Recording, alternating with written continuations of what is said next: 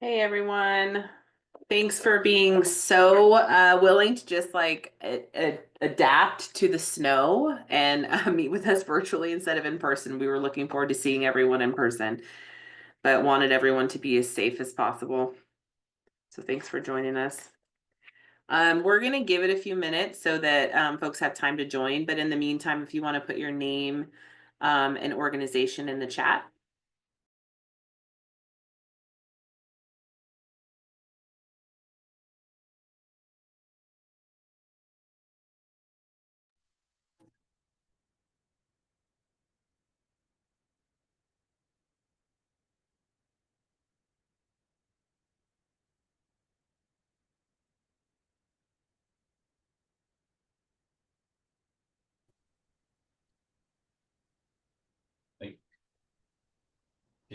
You got it.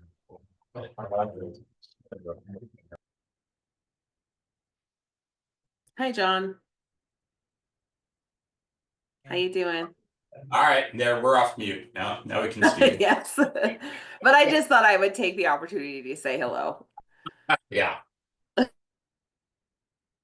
Yeah, glad we didn't have to travel. I actually had to go down to Bend.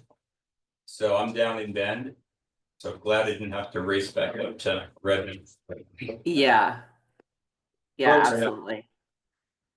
I live like a block from where we were going to keep the in-person meeting, but I even didn't really want to drive. So I had my teenagers take my four-wheel drive vehicle, so I have the terrible one here at the house. Yeah. Yeah, we live less than a mile from Mountain View, but because I had to come to Bend for a meeting, it was going to be a long ride anyway. Yeah. So Yeah.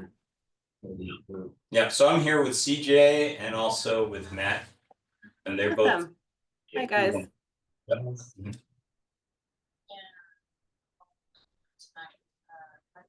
Great. And as we wait for everyone to join us, if you could put your name and organization in the chat for folks who are joining us.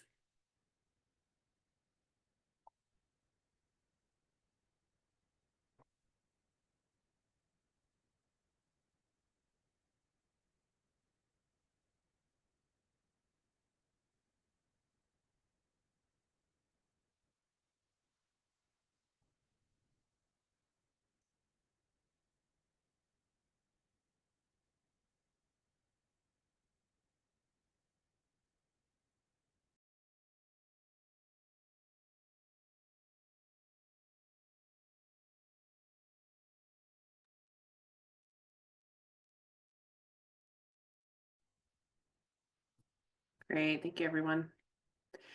Eric, are you going to share the PowerPoint or should I? Good, you're already ready. Cool. Well, yeah, I just wanted to say thank you to everyone for joining us today. And sorry, we decided to switch. We were all looking forward to seeing everyone in person, but we decided to switch just for safety of everyone to a virtual meeting. It's always when we want to get together with people that the snow, we were waiting for it in January, but it came in February. So thanks for being so flexible and still being here today. We're hoping to have the in-person meeting in March and be able to see everyone then. So if you can go to the next slide. Great. So we're just going to start today just by talking about some continuum of care updates, and I'll pass it over to Rosie. Hi, everyone. I'm in the room with the YAB members, so thank you. We are excited to re-engage with the Community Engagement Committee starting on the 11th at 11 a.m. And we're hoping to just kind of take off from where it paused with getting awareness in our community about all the amazing things that HLC is doing. And I would love for anybody who has any interest in participating in the Community Engagement Committee, please send me an email and I'd be more than happy to get you an invite and include you on that first meeting. And or if you just have somebody that you have a name that you think would be good for you, that would be great. I'll put my email in the chat. we're at the beginning stages, but we're excited to get going again, and I hopefully will have a more exciting update for the next meeting. Great.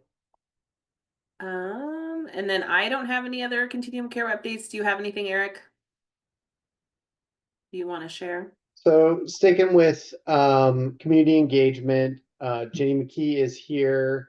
Jenny, I didn't know if you wanted to speak at all about the event later this month that is going to be happening at Westside Church. It's a forum, and so they're putting on this event. Did you want to say anything about that, Jenny? Yes, thank you so much for that, Eric. Yes, my name's Jenny McKee. I'm with the Unitarian Church as well as a group we call Central Oregon Homelessness Forum. And we have a group of 4 churches that are sponsoring this event. We've got Mountain View with Rick Russell as the moderator of our event. We have Westside, which is sponsoring it, the Unitarian Church, and Bend Church. So our goal was really to give people an opportunity to learn more about homelessness and how people fall into homelessness, as well as all of the things that are being done to help them transition out of homelessness. So we've got this event planned for February 25th from 5 to 6 p.m. We will have about 20 different agencies from Central Oregon that are working on homelessness, have booths there. We've also going to have the Mosaic medical van there, COIC's workforce van, and Shepherd's House share van plan to be there, where people can come and have a tour of the vans, as well as speak to the different agencies. Then at 6 o'clock, we'll start with the presentation. We'll have one person speak who has been in homelessness and has gone beyond that. And then we'll have the panel with 5 or 6 different people from 6 different agencies speak. Followed by Q&A for 45 minutes with the audience. We'll be taking questions ahead of time if people register for the event, which is an optional thing, but they can't submit questions ahead of time. And then from 7:30 to 8:30, people will have an opportunity to go and visit the agency's booths again. So we hope people will get the word out, and we'll hope we'll get a lot of people from Bend here and learning more about homelessness and then what they can do to actually help with this problem. Okay. Thanks, Jenny. Thank you, Eric. Of course, thank you.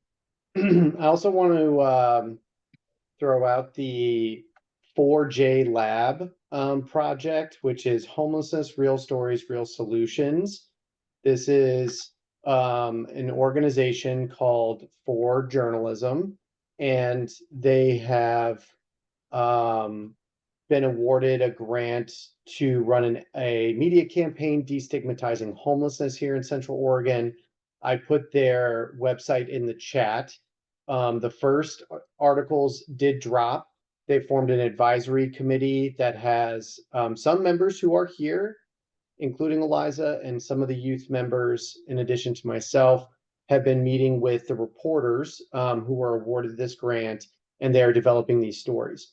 Some of you are working with them. I know specifically they were working with Jericho Road around the pit count. So we anticipate another story that's kind of centered more on the pit count efforts in the coming month. But they're releasing these stories kind of regularly over the next year plus as a part of that grant. So that's another community engagement opportunity. And I'm seeing more and more of them. So Rosie has she has a lot of opportunities with the Community Engagement Committee. So even if you're not sure about this kind of work and being involved in it, now is the time, because of the efforts that are ongoing with Ginny and with For Journalism, a lot of efforts going on around community engagement. So your time to engage with that is by getting in touch with Rosie or the HLC board and expressing your interest. Yeah, and I know we'll go to right after what I'm going to say, John. I'm going to pass it over to you. I see your hand up. The link that Eric had shared about the journalism and like the pieces that are coming out. It's really important that entities like share that. So when you see those stories that you're getting it out there, you're sharing it on social media. just so that we can pass it along. That's kind of like the goal of that group, is like that it's shared in local media or like local news. But it's also shared among us out to the community on social media. Go ahead, John. Yeah, I just wanted to mention that the next regional shelter committee meeting will be on February 13th. That's a Thursday at 10 a.m. I believe we're doing that by Zoom, not in person, which is probably the way to go. The main order of business is we need to find a couple of, probably 2 persons who are willing to co-chair the committee. So we do not have that right now. Probably the most sensible way to proceed on that is for everyone who's really interested to show up at the meeting. We can have a discussion and maybe make a selection of some type. Any thoughts on that, Eric or Eliza? Just that I think it's a really good opportunity for like newer leaders within like the shelter community. So if you have a newer manager or someone that you're thinking about for management, or you're interested in management, like within like the shelter provider network, it's a good opportunity to kind of get some leadership skills and be involved more with other providers in the area. I think that it's been a really great part of my career, is engaging with people in these groups, in the committees that I've served in, and the things that I've done. So it's taught me a lot about leadership, and gotten, where you can meet other people doing the same work, and helps you with perspective. So just thinking about that, if that's something that you're interested in, or if you have a staff member that you think would be really good as like an upcoming leader, we will always want to pass on the torch and, include new people too. So just thinking about that. Great. All right. So the point in time count, is it too soon to talk about it? That's my question. I always think it's good to talk about it when it's fresh, right? So the last day was yesterday.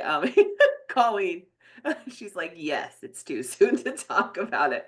I hear you, my friend.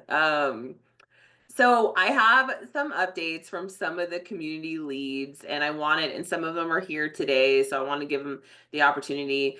I just wanted to start by saying thank you. I know as a fellow provider, but I didn't take as much of a lead position this year, but have in years past, and it is so much work that you guys do and you put into this.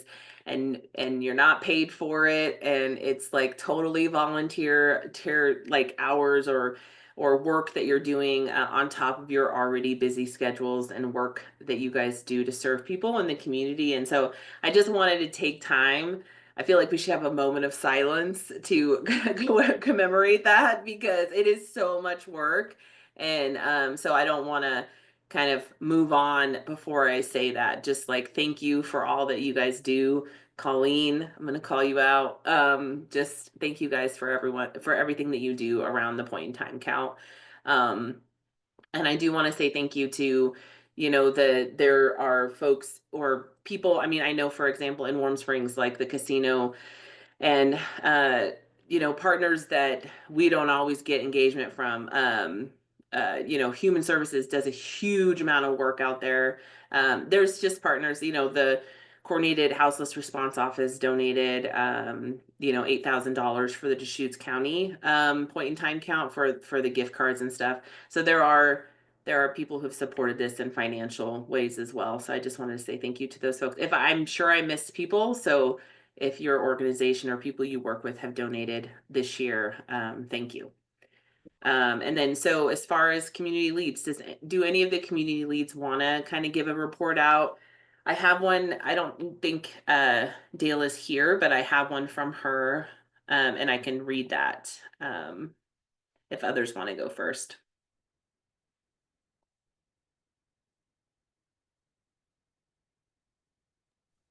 Yeah, I actually just wanted to echo that from the viewpoint of a service provider. I thought this year was the easiest to integrate doing the count with the services we were providing. And I think that is symptomatic of that there was a lot of hard preparation done ahead of time just to make it easy for people to take the count and still continue providing their services. So I just wanted to acknowledge that too.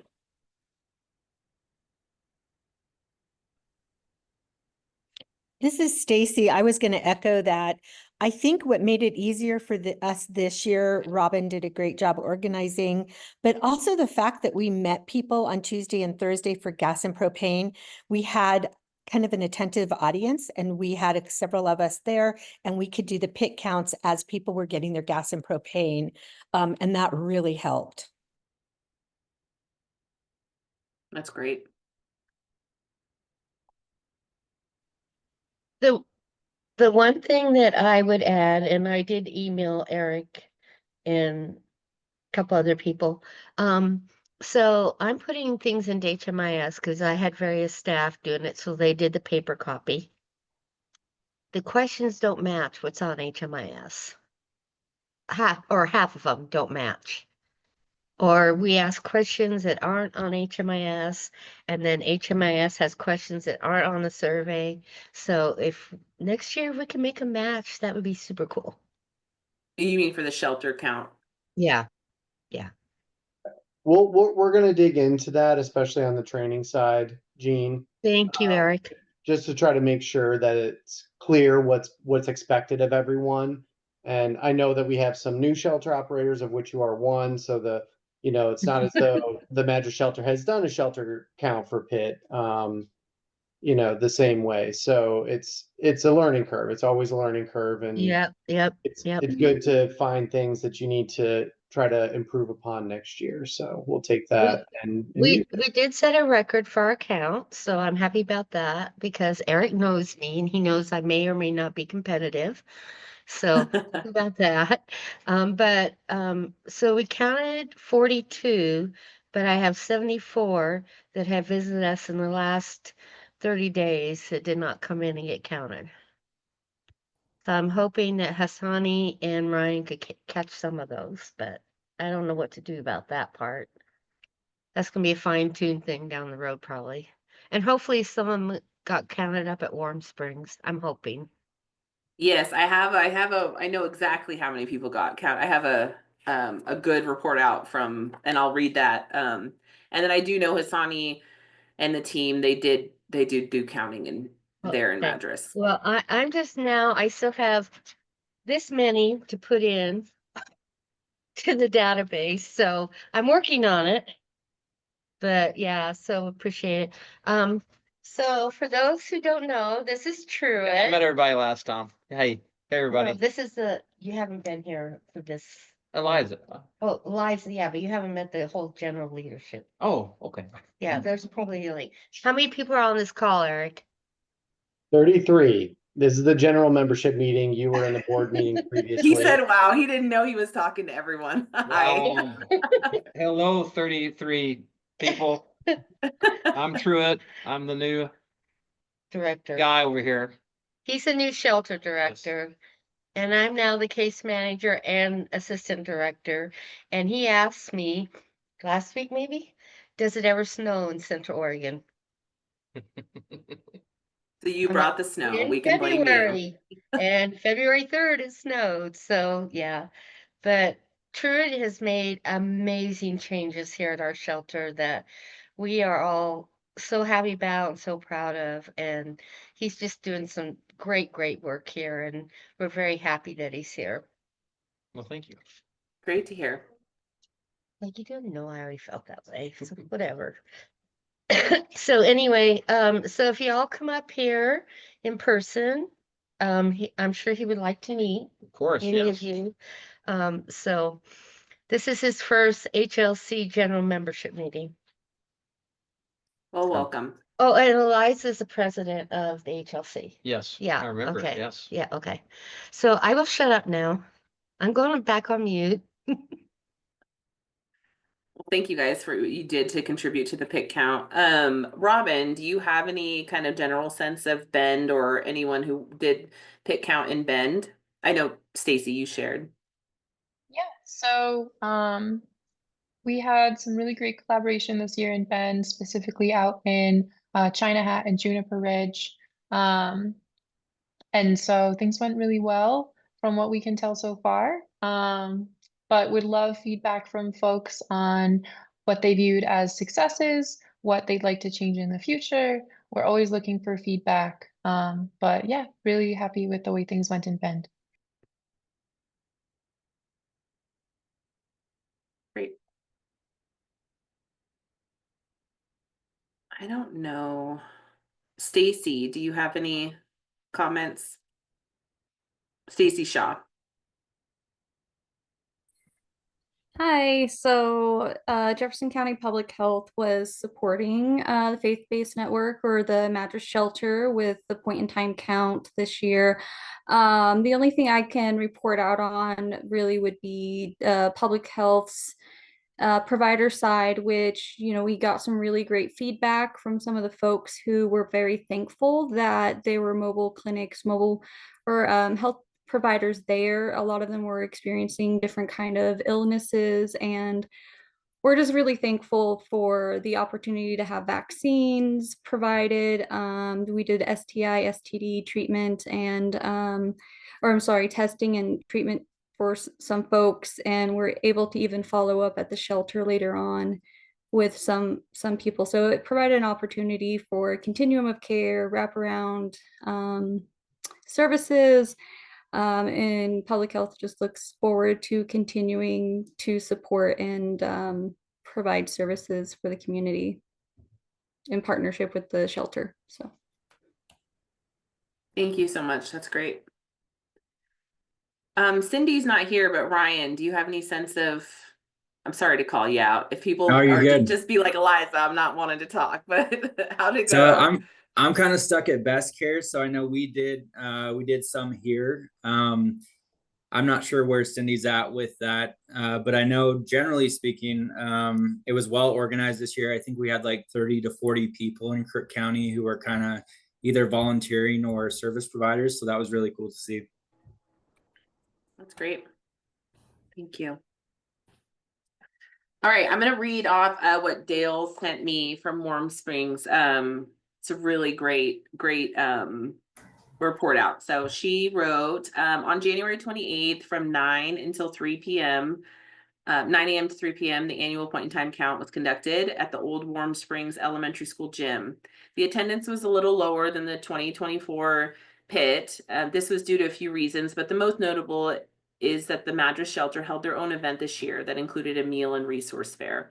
About 94 people attended the event, with 59 of them completing the homeless survey on site. Of the remaining 35 attendings, they were either non-homeless community members that attended with their homeless family, or they resided at permanent supportive housing units, or they were additional health and human services staff that attended intermediately throughout the day. There were a total of 9 resource booths available for our homeless community to browse through and talk about services. These booths included fire and safety, which are blood sugar tests, Thrive, resource information, opioid prevention, Narcan education and distribution, neighbor impact resource information, Oregon Department of Human Services, SNAP, OHP assistance, prevention, which was resource information, community health, the medical mobile unit for basic health exams and immunizations, behavioral health, including Dr. Tam with acupuncture therapy, and KWSO survey. Due to the presidential executive order, Indian Health Services staff had to request permission to attend from the Portland area office, which they were denied. The commodities program provided canned food items and 2 boxes of socks to be distributed to all participants, with the exception of the ones staying at the homeless shelter. All meals and snacks were provided for them. Health and Human Services staff Dale and Tashina cooked breakfast for the event. Emergency management staff assisted with serving out the meal. About 55 people were served, including staff working the event. The Indian Head Casino provided a wonderful lunch. They also provided 7 staff to set up, serve, and clean up. For this year's event, they also provided go-to containers and 200 snack packs with a variety of granola bars, cereal bars, trail mix, and chips. In addition to the meal, Indian Head also provided items for the incentives, including decks of cards, chapsticks, emergency foil blankets, flashlights, and Q-tips. Prior to the event, the casino also donated several half cases of Coke products. Health and Human Services provided backpacks that were given out with notebooks, pens, hygiene kits, hats, gloves, hand warmers, foot powder, nail clippers, socks, and wipes. There was also a limited supply of men's and women's underwear in various sizes, as well as small blankets. The behavioral health navigator assisted with the setting up of the event, as well as assisting with registration and surveys. The peer recovery mentors and traditional homes manager assisted with surveys and registration. It was really good to have this staff on hand because they work with this population daily and have good connections with them. Emergency management staff are always on scene to assist in any way. Not only did they assist with setting up for the event, but they also assisted with serving breakfast, lunch, bringing in cases of water, delivering cases of Coke products, and cleaning the gym afterwards. The shelter manager, Edmund, and Corey were on hand throughout the whole event to assist with everything. Corey was constantly removing trash and cardboard. They both assisted with setting up and taking down. Ricky and Gonzalo, general techs, were also on hand throughout the day to assist where they could. They initially operated the incentive stable and then moved to trash removal. Prevention manager Ron is always a great support at the event. Ron conducted surveys, works the room to check in with our homeless participants and staff, and is a great advisor. The new Health and Human Services GM, TJ, attended in the morning before meetings and commitments that took him away. Unfortunately, due to travel and meeting commitments, no tribal council members were able to attend this year. Overall, this was very good and positive event. Thank you to all who participated anyway. As of this report, we have conducted 67 homeless surveys. On the day of the event, 59 surveys were completed. For a point in time, we are able to count until February 23rd. Since the event, we have conducted an additional 8 surveys, because they also do some surveys like outside of the point in time count for their own resources. So yeah, they did great. Is there anyone else that would like to share?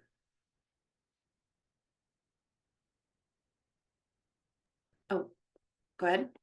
Yeah, so we were fortunate that on the night of the count, it was an emergency weather surge. So we had a record number of people at the shelter that got entered into HMIS. I think we had 61. And that was just from people staying at the shelter. Natalie did a really great job of sending us volunteers throughout the week to continue the count. And I think we may have done that. This is unconfirmed, but I think we may have done as many as 30 to 35 more after that. So That's so great. we had a pretty good count. This is at the Redmond Shepherd's house. And I know that there's a lot of activity in the camps. I know there was a really well coordinated effort.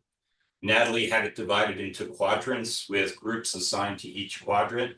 And I know also there was a real effort at the Friday service fair as well. So I suspect they managed to count quite a few people out there, although I don't have the numbers. Hey, are you guys talking about me? Sorry, I was on the phone. Yeah, there you are. I heard Natalie and I was like, what?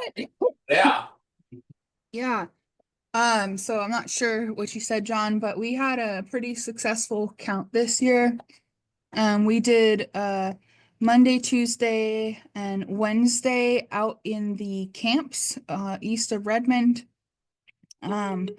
On Friday, we did the Friday outreach, and then I think some more people did some outreach in the other camps.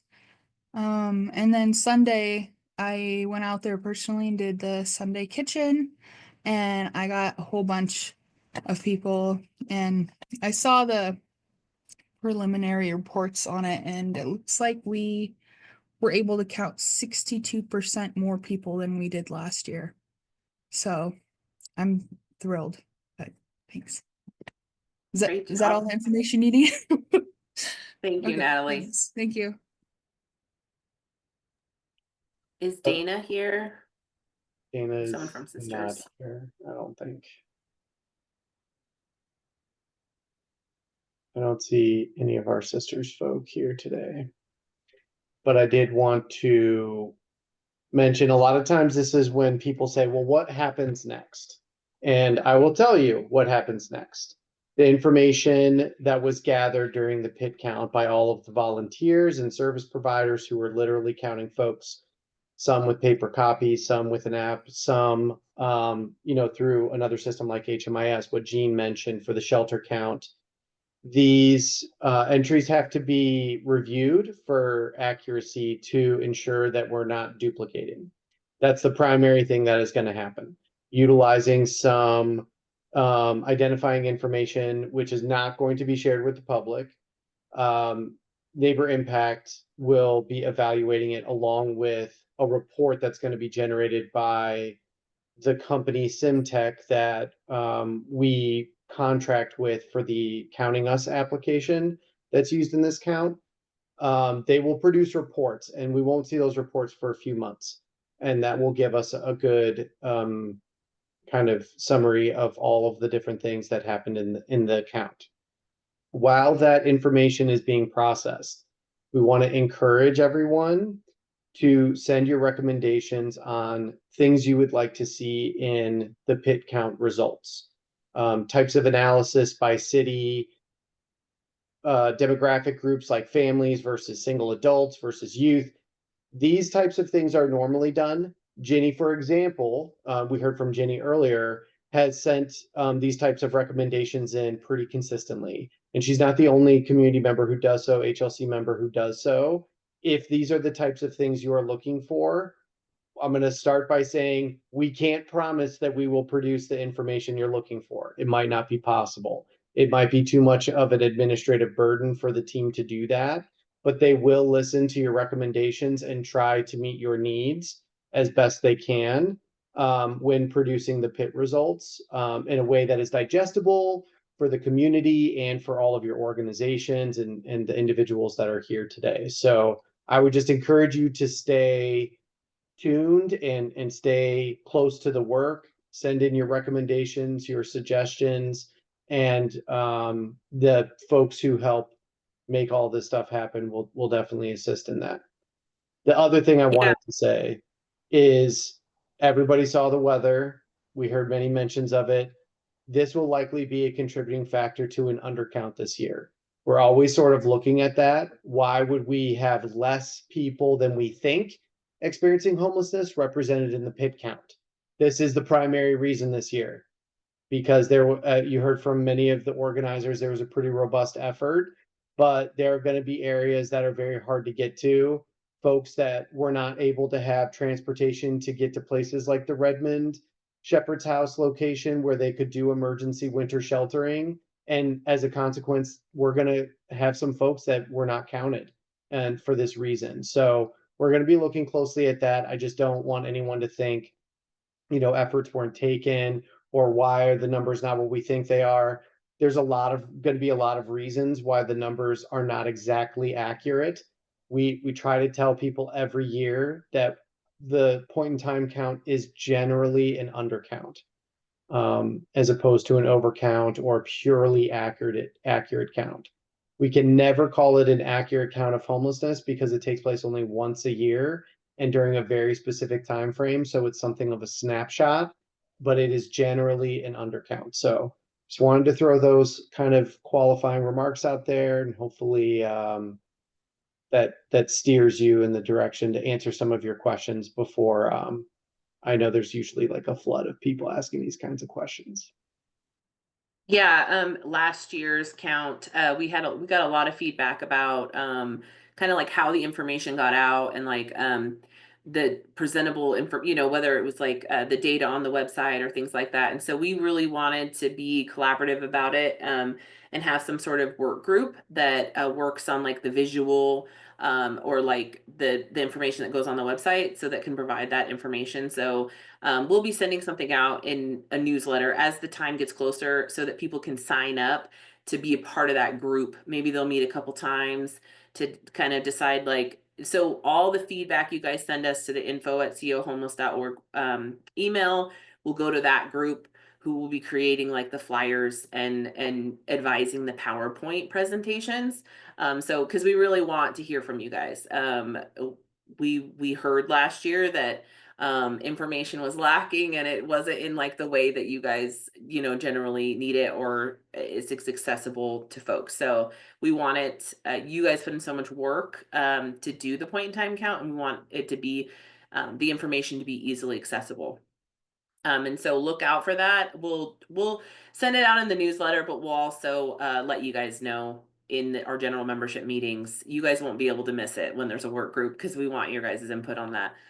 just to let you guys know. And then it's always in the spring sometime that we have that information available and we present it. And so we'll have, you know, a webinar that where we can present that information so it can be shared, so it's recorded and shared for you guys. And then if there are community presentations, there'll be a way to, you know, request that if you would like the HLC to come out and do the community presentation, or if you want us to do it with you, you know, we'll be available to do that as well. Any questions?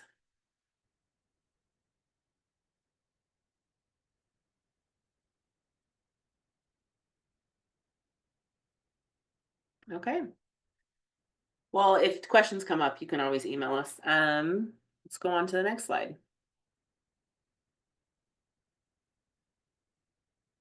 All right, Charles, kicking it off to you. Well, hello. My name is CJ Desord, and I'm the programs manager for the Cleveland Commons project. I recently sent out yesterday a project overview and some resident information. And I just kind of wanted to first talk about some partnerships. And that goes along with the update. So some of the partnerships that have been really super helpful during this process has been, so a lot of folks here are familiar with the Old Mill project, and Eric's work with the Old Mill. So coming in behind that project has been super helpful for us, and a lot of the service providers who are referring folks here, because the vernacular has been real similar, right? We've been able to work together with service providers who've referred people to Old Mill, and the process has been similar in terms of bringing their referrals to the coordinated entry system, right? And so then I also want to just name the coordinated entry process itself, right? So Danica at Neighbor Impact has been able to randomize referrals. So we've had a real equitable process in terms of everyone's referrals. And that being said, I guess a big update would be there are 12 openings remaining out of the 33 currently. And we've yet to have occupancy issued, which is interesting, but it's been helpful in terms of getting this process done before we can open the doors. From our perspective and from others, so it's been kind of it's been up in the air, and at the same time we've been able to meet regularly for our two times a week for coordinated entry and get a lot of referrals in. We've had 2 appeals go through, which has been nice. Working with Epic during this process has been it's been something that we're not used to, just to name it, right? So that we're service providers, we're Shepherd's House, and working with the property management group is kind of unknown territory for us. So we recently finished a training with Epic and an outside trainer that came and brought us all together, and we talked about a lot of the challenges in both being a property manager and a service provider under the same roof. So building that kind of continuity was super nice to do that over a couple days. I also wanted to maybe highlight that it's been really helpful in receiving the referrals from all of the different service providers.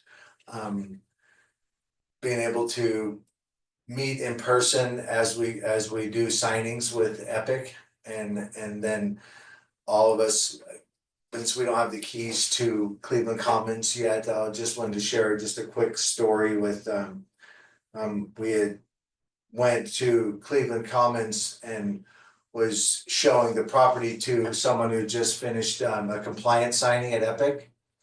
And as we're standing out in front of the parking lot and kind of looking up, I mean, the building's brand new. And so seeing as I'm just yammering away to to this person, they're looking up at the property and seeing just in their eyes that they're gonna be the first person that walks into that room. And they're gonna be the first person that sleeps in that bed, right? So being the first for something, you know, and just and seeing that happen real time, right as we're standing in the parking lot and the wind's blowing and it's just something that this project kind of espouses. I mean, just that, and we've Shepherd's House has done our best to be at every signing and to be there with folks during that time where we're talking about you know, we're in those moments where, you know, a property management company is asking questions like, do you have real property? Have you engaged in cryptocurrency? Hey, and having folks look over at me and in those anxiety moments, right, where we can kind of giggle that, you know, no, I don't have any real property, you know, and I don't either, right? And that what's crypto, right? It's cold out, I know what that is, and so just being able to have that commonality in those anxiety filled moments is gonna really work well for us as we engage in a human and a person centered endeavor once the doors open. Also wanted to introduce Matt. He's sitting right beside me. He'll be our lead case manager, and I just kind of want to let him speak a little bit about what maybe that might be like, and then I'll finish up and then leave some time for some questions and answers. Oh, but real quick, I also wanted to say thanks to Colleen at the host team. I've been able to. I have my own anxieties about this and so being able to reach out to her and just kind of it's taken a village for all of us, and I just wanted to say thank you to everybody for that partnership. So here's that. Everyone. So like CJ said, last week, we had a 2-day training session with a group from Portland who has significant experience with permanent supportive housing. I think as the first day went on, the staff slowly realized that this project is gonna be pretty significantly different than anything we've ever done before. All of us work here at Franklin Shelter, and I worked at Bethlehem Inn before that, and so I have a lot of experience working in a shelter situation, and Cleveland Commons is not that. These people will be getting their own apartment, they'll be signing a lease, they'll be interacting with a property manager. They're gonna need to pay their rent on time and fulfill all the obligations of their lease. And the case management is gonna be different because it's gonna be based around a relational model. So we're not here to enforce rules. We're not here to tell people what they can and can't do in their own apartment because it's their house. But we will be there to help them go through these motions that they've never gone through before, to help them figure out how to set up their rent on auto pay so that they don't have to worry about getting that in every month, and how to help them figure out what it is they want to work on now that they actually have a roof over their head and they have a little time to decompress. And so it's going to be a lot different for me. Coming from the Bethlehem Inn, which they call it brief intervention housing based, and I think at Cleveland Commons it's going to be long intervention. You already have housing. What do you want to do now? And I'm really looking forward to that. It's going to be really nice to be able to help people move beyond this thing they've been working on for so long. Right on. I just wanted to also just share real quick before we open up for some questions. As we finished our training, Epic shared that, one of the cool things that we could be in a position is to, support folks into getting folks to be addicted to housing, right? And all of the things that espouses, and that's super exciting. And then also just naming, just kind of to echo what Matt shared, right? Is folks have case managed themselves to this point, right? They've worked with all of us on all different ways to get to this point, right? And so we're here at Shepherd's House, we're just uniquely excited to work relationally, right? To work with relational equity in terms of standing in front of an unopened Cleveland Commons and talking about being the first, right? To sharing the anxiety when you're signing compliance, to talk about all of the different heartbeats that are gonna be inside that building in terms of humans and animals as well, right? And what that looks like moving forward. The having real-time openness about what it looks like to pay rent, right? To go from being in a homeless shelter to being a tenant at a place, just thinking about the stillness of that moment is something that we're really excited to lean into. That you're a tenant, and what's that look like and how's that feel? And we get to be a part of that and walk with you. That's all I got. That's great. Thank you so much. It's exciting to hear you guys talk about it and the approach that you're taking, being really person-centered. I have to like hold back tears just hearing, we've wanted permanent supportive housing in this community for a long time, and to see it happen and that you guys are a part of it. Just thank you for everything that you're doing and for everyone supporting the efforts. Do we have any questions? I know there was a flurry of questions, and then you guys sent out information, and so maybe everyone's had their questions answered, and that's okay too. Hi, this is Jenny McKee again. And I was writing with Colleen Sinsky, and she said that Shepherd's House was going to be looking for like in-kind donations for Cleveland Commons. So is there a link or somewhere we can find out what kind of things you might need? But yeah, that's a great question, especially during the move-in process. If you want, I can put my phone number in there, or you can just reach out to me directly. Yeah. Okay, that'd be great. My email's pretty easy. It's cjd@shepherdhouse.org. So Okay, thank you.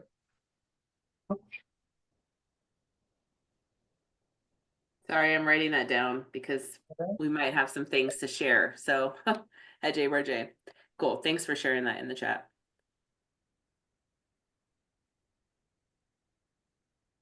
Other questions?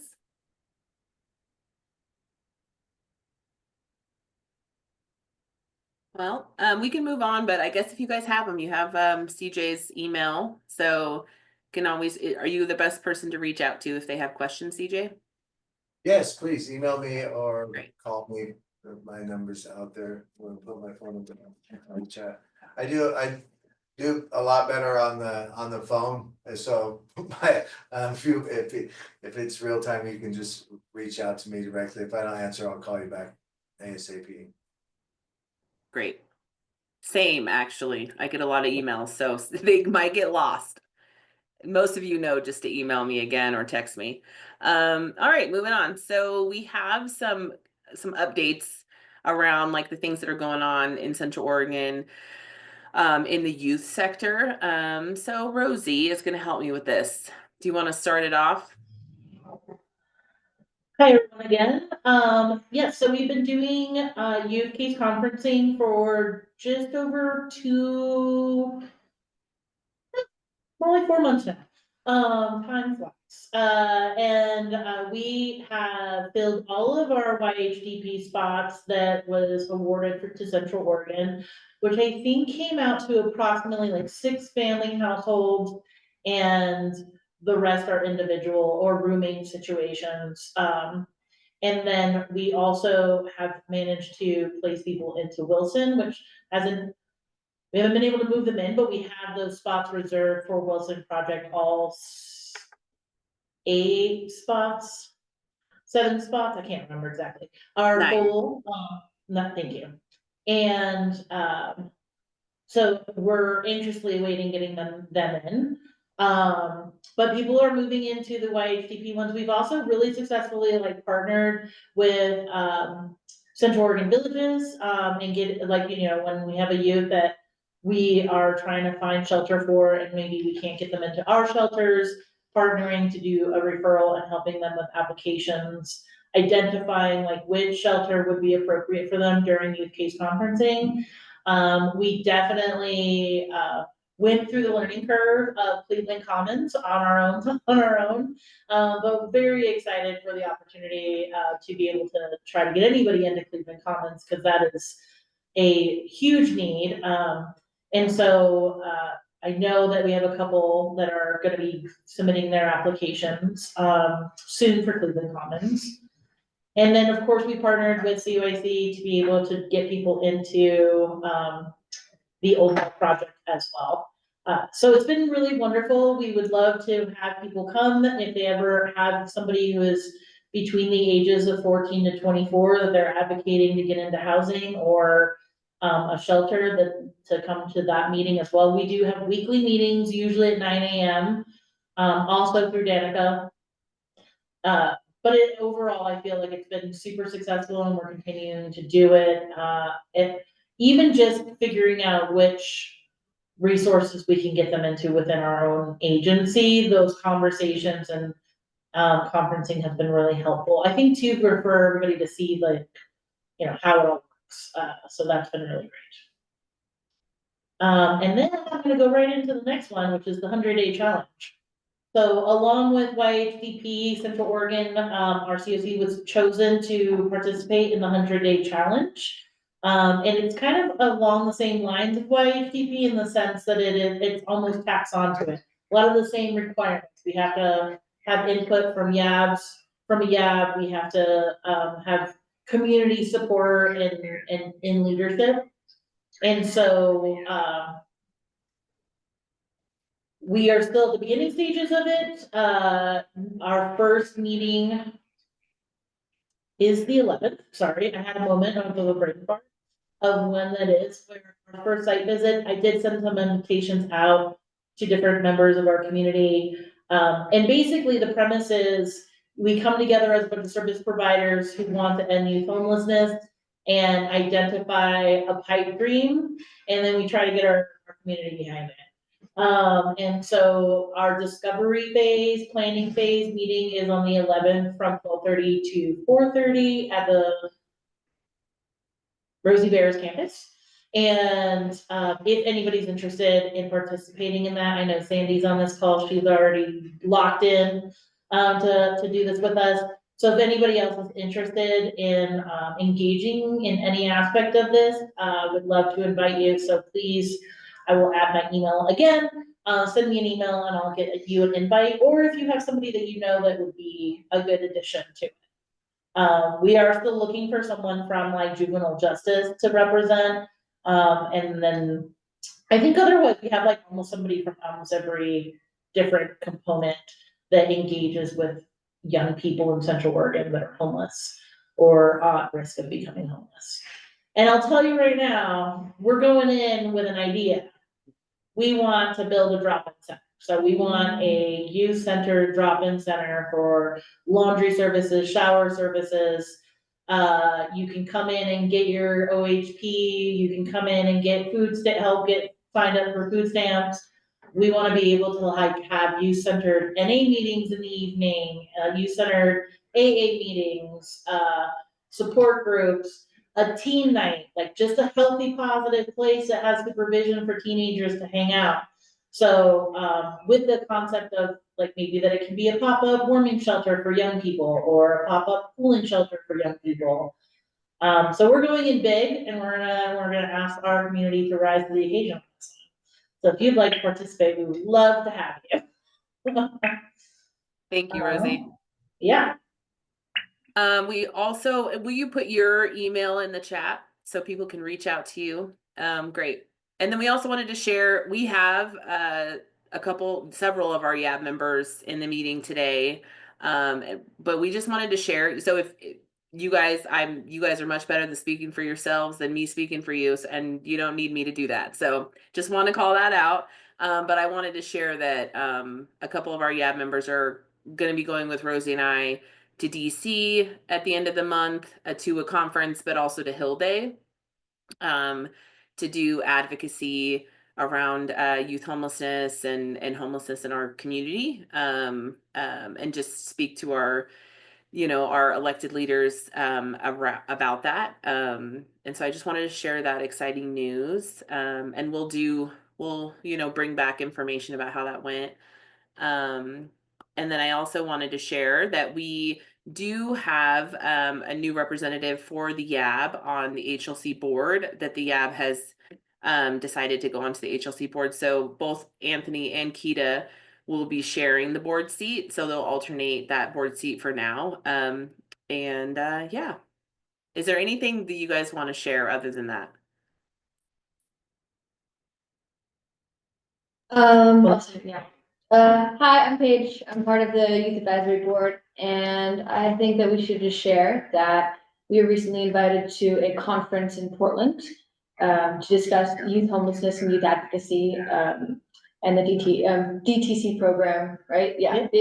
With other youth and youth partners from around America, and it was a really cool opportunity, and I think we all learned a lot about opportunities we have as youth for advocacy in our area. So that's what I got. And I just want to mention, Anthony normally would be sitting right there next to Keita to say hi, but he had to run out of the room because they got double booked for a meeting, so. Yeah. He's trying to multitask, like most of us who do lots. Awesome. And Paige is also on the journalism advisory group as well. So our YAB members, our leaders are in a lot of spaces, and we actually in their last meeting, they kind of we talked about committees of the HLC, and they're really interested in joining committees. And so if they have the time, they will be you'll be seeing them in your committee meetings that you go to with the HLC. And so please be welcoming, and make sure we give space for input and their leadership in those spaces as well.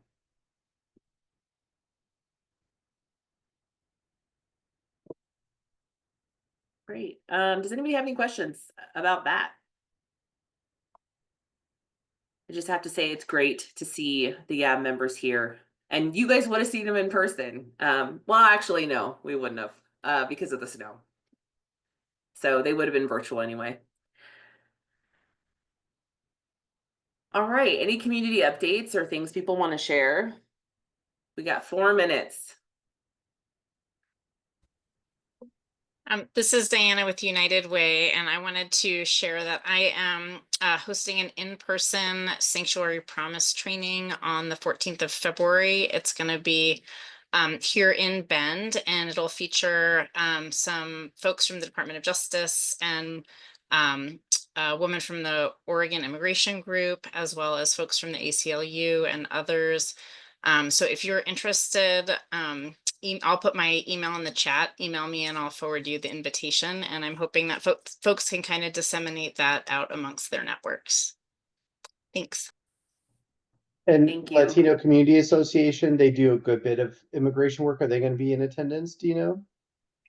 They are partnering with ACLU, and the ACLU will be there. They have their staff meeting at that time, so it won't be there in person. Cool.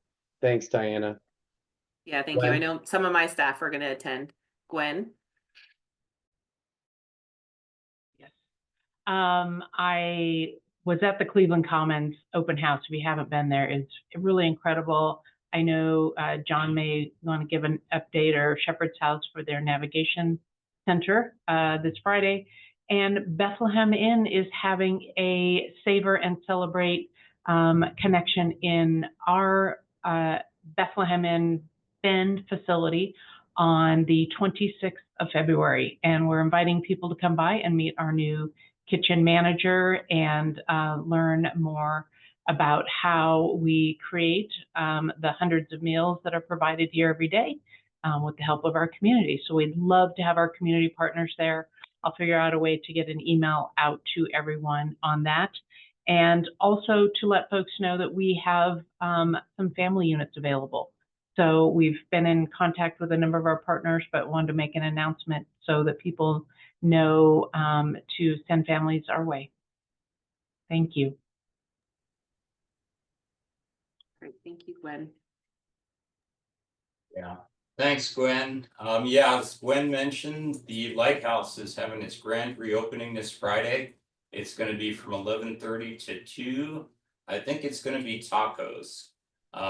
And there's a program. I'm not exactly sure what the program is. CJ might actually know more than I do. Yeah, no. Nope, No. okay. Well, anyway, Naomi has been planning this. I'm sure it's gonna be great. So if you have the time midday on Friday, stop by. If you haven't seen the new building in its new form, you'll want to see it. It looks quite different from what you may have seen in the past. It's gonna have everything you'd want a shelter to have to serve a congregate population. So I think you'll enjoy being there. Dawn, every time I go to one of your guys' events, the food gets better and better. So we'll have to see how the tacos, the pizza was like phenomenal when I went last time. So good. Yeah. Kurt will appreciate that, but he hears it a lot, to be honest. I'm sure he does. Yeah. Yeah. So good. Yeah.